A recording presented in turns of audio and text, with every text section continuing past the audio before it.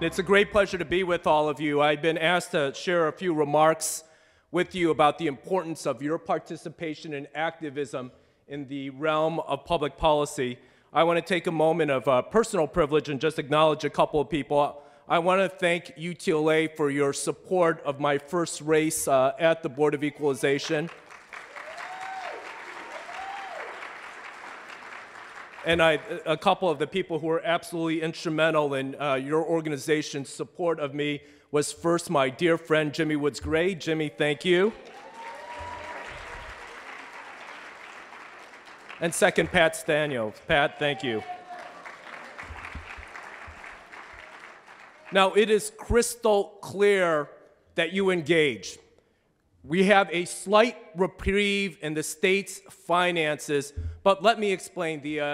Those of you who are in finance and economics, frankly, could come up here and replace me as the speaker. But I want you to get a sense of California's financial position and then be bold and strong enough to take action so that we can preserve a first-rate education here in Southern California and actually throughout the state of California. Back when I last spoke to you in January of 2008, back in Washington, D.C., they were starting to deal with the financial crisis.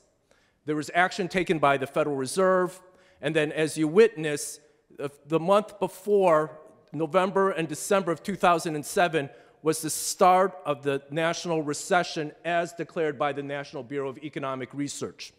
The state of California then had an unemployment rate of 5.7%, and then 5.9%. Now, how were all of us impacted? During that recession, 1.34 million Californians lost their jobs. That has an impact on all of you, right? Because let me go through the state's finances. You probably know it. I may play teacher and call a few of you out, David. But what's the largest expenditure from the state general fund revenue component of the state budget? Right, it's education. How much are we going to spend on K through 12 education this year? 41.19% of the general fund of the budget this year. About 41%. What's the second largest expenditure? That's third. What's second? Good, I heard it. Healthcare and social services. So what's the largest source of tax revenues for the state of California? Property tax is a local tax. State taxes, what's number one? Personal income tax. By far, personal income taxes. What's second? Good. Sales tax, what's number three? Corporate tax. So personal income taxes. So what happened to all of us was 1.34 million Californians lost their jobs. And when that many people lose their jobs in recession, right, the state suffers, right? Because if you don't have a job, you're not paying personal income taxes. If you don't have a job, you're not making money, you're not going to Coffee Bean and Tea Leaf and buying your coffee, and so you're not paying sales taxes. And then if you don't go to Nordstrom's rack, Nordstrom's doesn't do as well, and so there's less corporate taxes. And so we had a massive deterioration in the state's revenue picture. In 2008, 2009, the former governor and legislature passed the budget in excess of $100 billion. We collected $87.8 billion. We had a massive miss. Now, my job as your state's chief fiscal officer, you pay taxes to me. I sit on 81 boards, including the Franchise Tax Board and the Board of Equalization. And then if you overpay your taxes, you get my signature on your tax refund check. I have to manage the state's cash. My job was difficult because the state was running out of money.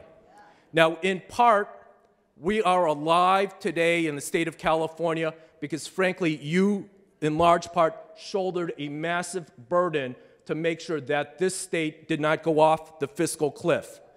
Today, California could have been in the same discussion in the old days as Greece or Detroit today, right? Detroit is in bankruptcy. What I was trying to do to protect all of us, to protect your jobs, to make sure that you can teach the kids of Los Angeles, was to make sure that California did not become functionally bankrupt. Legally, we can't go bankrupt. Now, here's the difficulty.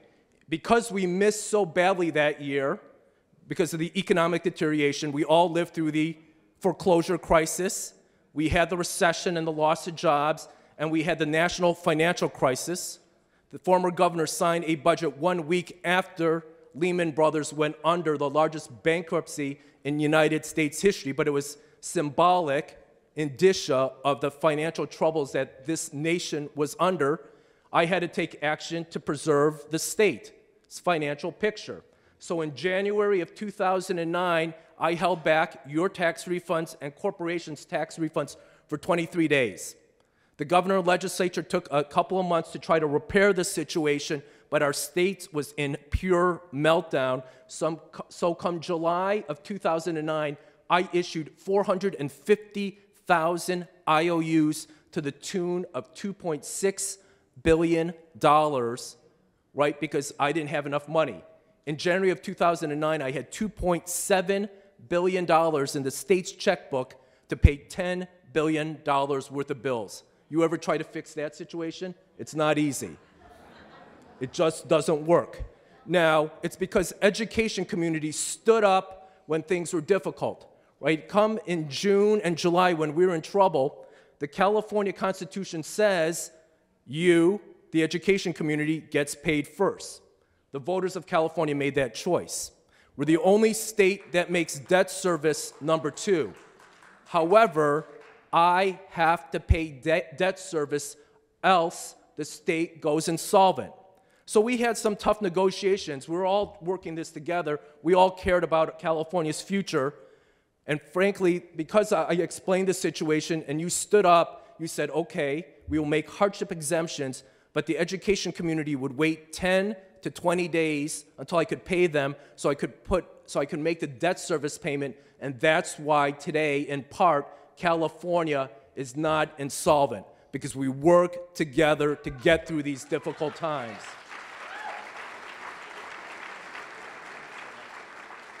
Now, we had to take bold and tough action, right? I had to defer some of your money, but I worked with you the first year, such as what I said, not paying your tax refund. That's called an administrative deferral. But I wanted these discussions on the table for negotiation. So I told the legislature, if we're not going to pay people on time, they ought to be a legislative discussion so we can negotiate who gets protected, at what time, under what conditions, so that people can protect themselves. And so we got through those times. But we have to understand we're still under tremendous challenging times. In April of this year, at the end of April, we had a $4.5 billion surplus. Now, people are a little bit excited, and we should be. But let's put this in perspective. We need 8 of those years to get out of short-term debt. 8.5 of those. But the good thing, most of the money is owed to you. And so I keep saying, pay down debt, and frankly, it'll go to the most important things, the education of our children for California's future. We held back $10 billion in deferrals to education, and you got smacked. We didn't fully pay what was owed under Proposition 98. We didn't pay $5 billion, we being the state, didn't pay $5 billion in mandates, part of that to education. So those are the monies coming your ways if we pay down debt correctly. Now, I have a huge interest in making sure that we get the state's budget healthy. And so, in part, I am here because I want all of us to be bold and forward-thinking about fixing the state's financial situation. Now, some of you saw the governor asked me to be on his commercials to assist California over the next 7 years with the tax increase. And that brings in about $6 billion if you have an average economic year. All of us and all of you better get the state of California ready for year 7. We're going to have to reduce the cost structure and grow the California economy so we don't have a huge hit in year 7 and suddenly have a $6 billion shortfall, right? Because you were impacted by that. Your superintendent for LAUSD said you were owed by, let's not worry about that, let's worry about what we have to do in the big term. We were owed, LAUSD was owed $1 billion, right? That was the $1 billion shortfall to LAUSD that you had to endure.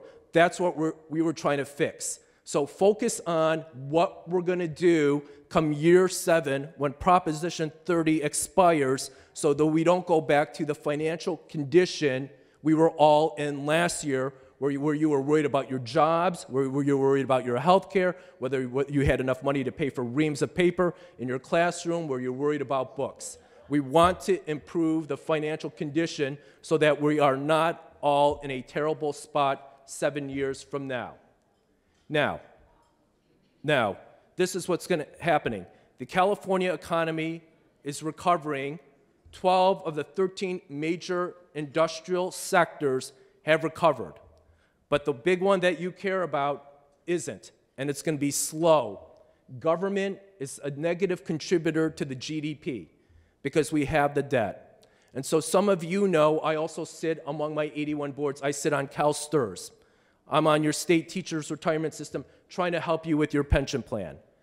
Part of why we have to grow the economy is we need additional contributions into the CalSTRS system, and we need it for CalPERS. So frankly, after all the years of hard work and dedication that you have provided in public service, you can earn your dignity, or you have earned it, but to make sure that you have a decent, full, and dignified life in your retirement.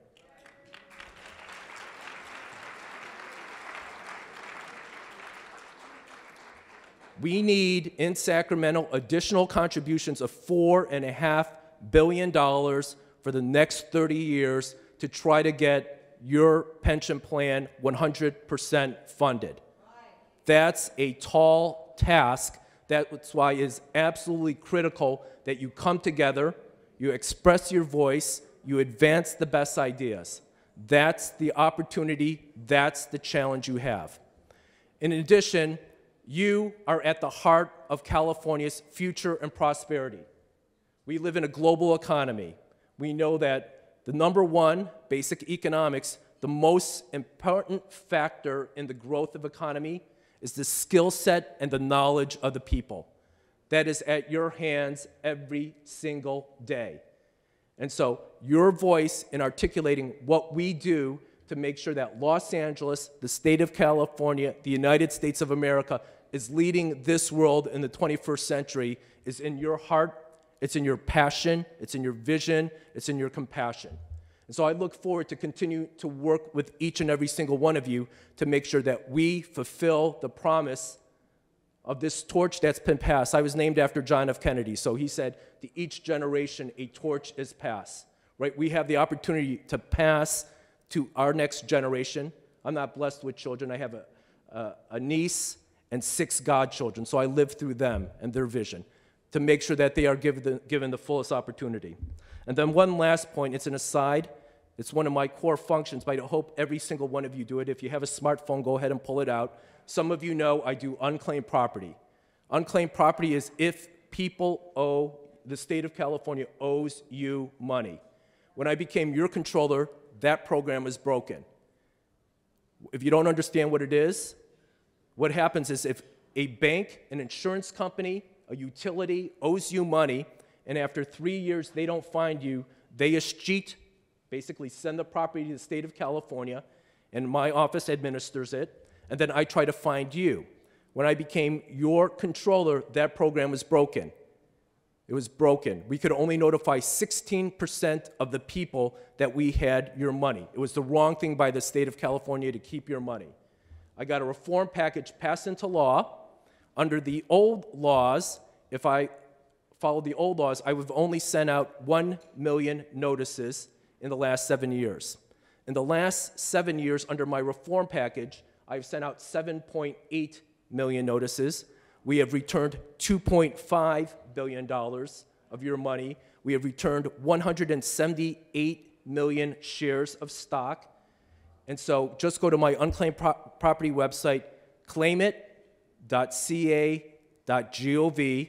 Check for yourself, check for your spouse, check for your kids, check for anybody, your religious organization, your nonprofit organization, your own business, and then we want to work to return your money. So I'll read a few names off. Daniel Barnhart, multiple matches including $145.